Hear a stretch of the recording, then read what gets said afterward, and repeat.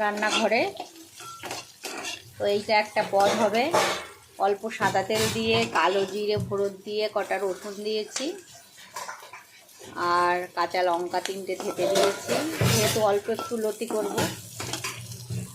আর একটু পেঁয়াজ ভালো করে ভেজে নিচ্ছি।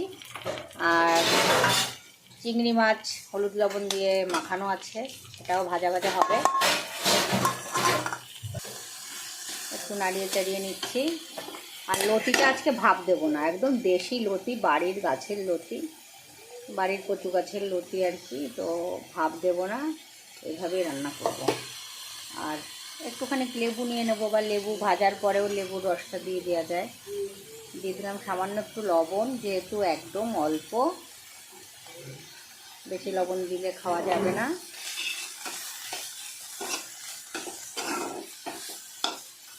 একটু ভাজা ভাজা হোক। আর দিলাম সামান্য একটুখানি শুকনো লঙ্কার গুঁড়ো,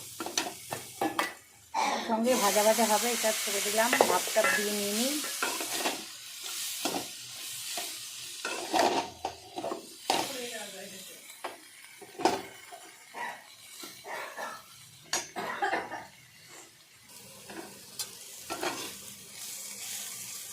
নাড়াচাড়া করে নিচ্ছি উল্টে পাল্টে।